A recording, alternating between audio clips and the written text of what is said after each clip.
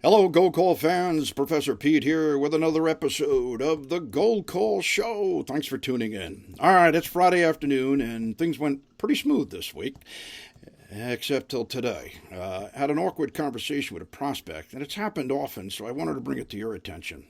If you're using questions as a strategy to uncover pain and problems and get to the need and find the hot buttons, okay, you got to be careful with how many questions and how you ask the questions, okay?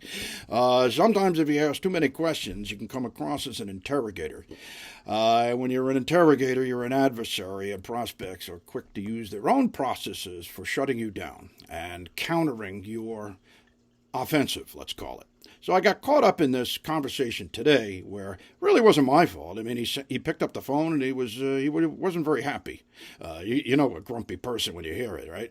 So I stopped him and I asked him, I said, what's the problem? And he says, I get a lot of calls like these. I said, really? How many calls you get? He says, I get so many I want to blow my head off.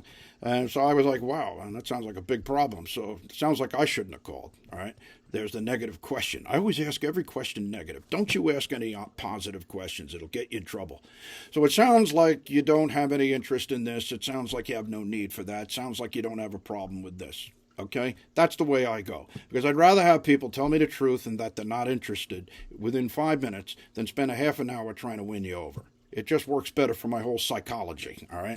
I'm not trying to chase my tail all day and wind up frustrated. So this guy gave me a real hard time. And the more questions I asked to try to find true pain and get to the truth of the matter, the more smoke he would use to fill up the room and try to knock me off track by giving me half answers, telling me half truths. Prospects just have a hard time finding the truth. They really do. I try to help them, and I go negative. Because if I go in the opposite direction of what they expect, they're more cooperative. So that's where I went today.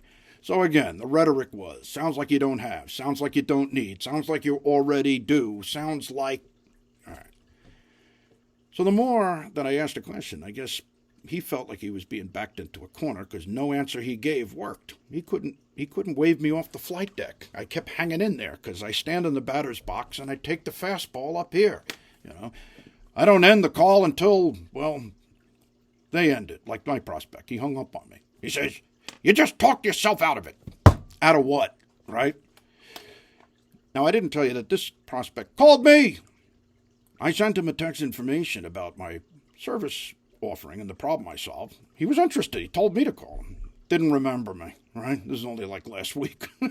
So don't expect prospects to remember you. You're not that famous.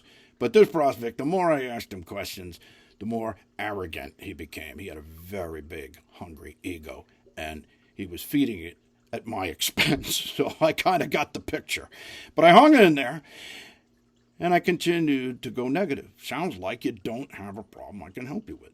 And despite my best efforts, he just wouldn't come around and tell me that's right until I knew it was not in the cards. This guy gave me every reason not to consider.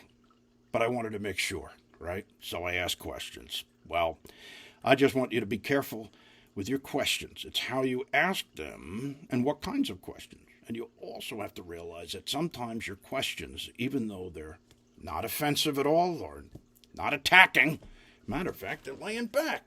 The takeaway sale, right? But if people get quacky and quirky and kooky and aggressive, it's not your fault. Their fault. They're a head case. They're twisted. They're taking it out on you. But as long as you have a process and stay true to course, and you can execute the process, you take credit for that. So even though you have a crappy sales call, if you followed the process and you executed with precision, give yourself a pat on the back and pick up the phone and call somebody else again and see if you find somebody else in a better mood. How's that? All right. Well, that's 5 minutes with Uncle Pete. The professor of the Gold Call Show saying so long for now, and until our paths cross again, happy hunting.